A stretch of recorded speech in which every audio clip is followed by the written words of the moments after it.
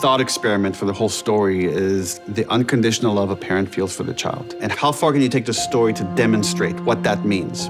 It is not just about the beautiful parts of love. It's also about the dark side.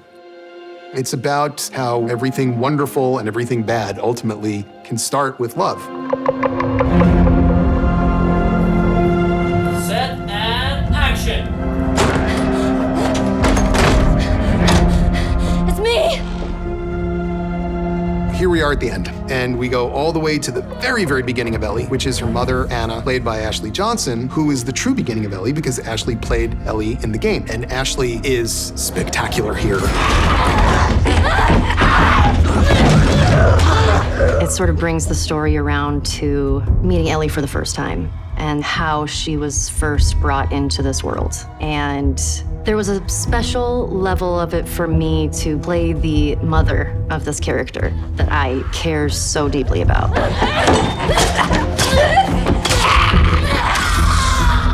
It was the first time I've ever had to do a giving birth scene. And it was an incredible day. You're dealing with real babies, which that is usually hard, but they connected so well. And it shows how strong Ellie is, of where she came from and what she had to go through, and that even her mother had such a fight to live.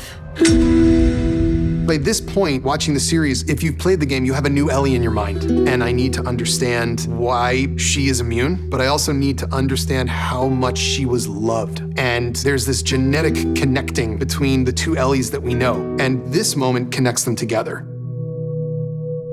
Anna and Marlene have gone through this whole journey of this pandemic together and finally realized that connection when Marlene walks into the room and sees Anna in the state that she's in.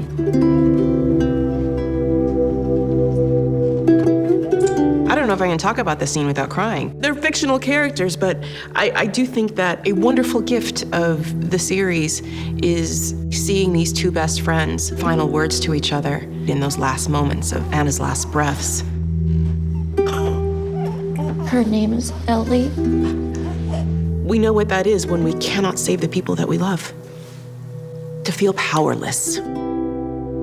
And Marlene certainly does in that moment, because Ellie is the child of her best friend since childhood, who she had to execute.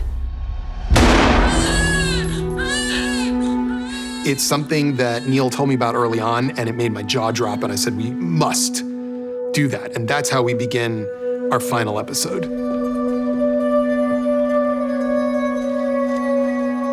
There's this moment, and we really just follow the game here very closely because it's so beautiful, where they encounter a giraffe. It's a joyful moment for Ellie and for Joel, seeing Ellie finally be a glimmer of who she used to be after the trauma that she faced. Everything that she'd experienced hasn't just gone away. It's just this moment of beauty, so precious it's almost sad. But then from speaking to Craig, I realized it was just living the truth of it, which was, it was supposed to be sweet, but still so, so beautiful. So fucking cool. There's just a moment of awe and wonder in this world still. And the beauty of it is such that we understand why the ice melts between them. He's still trying to keep her with him and saying, we don't have to keep going. Let me just take you back with me. And she's saying, no, we have to go out and finish it. We finished what we started. I get emotional just thinking about it because it's their closest moment where Joel finally tells her the true story about how he got his scar. And it was not because some guy shot at him, it's because he tried to kill himself and he missed. But he's glad he did. And she thinks she understands the lesson here, which is you'll get over this. He lost a daughter, he was crushed, he wanted to end his own life, he didn't. So time heals all wounds, I guess. It wasn't time that did it.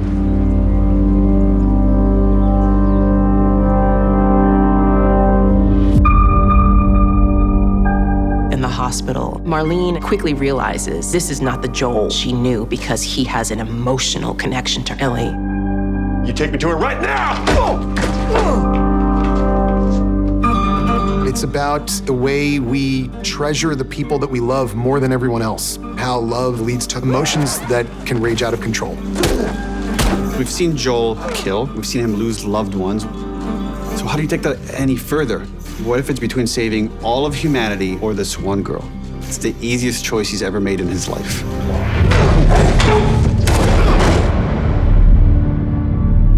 What would make one choose one thing over the survival of humanity, essentially?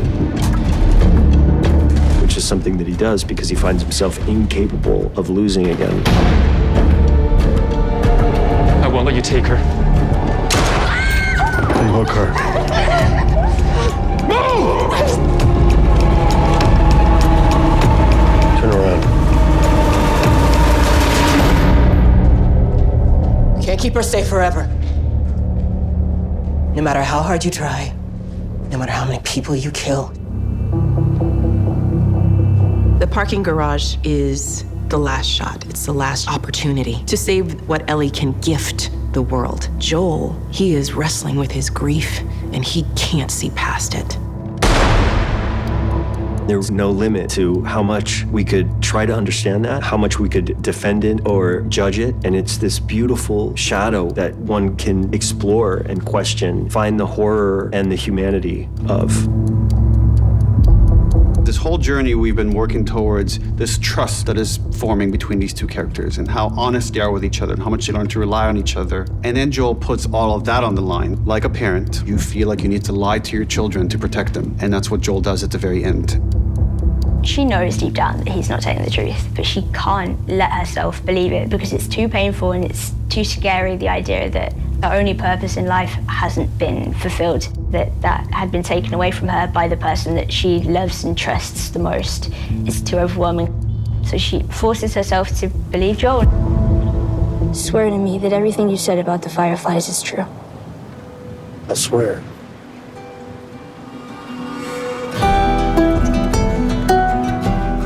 Time doesn't really heal anything. It just makes it fade. But people heal things. And in that moment, you understand the depth of what she means to him. And the horror of it all is that that's why the ending has to be the way it is. The ending is something that people have been arguing about for over a decade.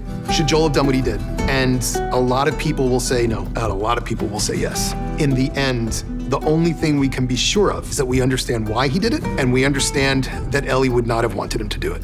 That complexity is why The Last of Us as a narrative is so gorgeous. It's why it's the most beautiful story told in the entire genre of video games. It's why Neil is a genius, and it's why I wanted to make the show in the first place.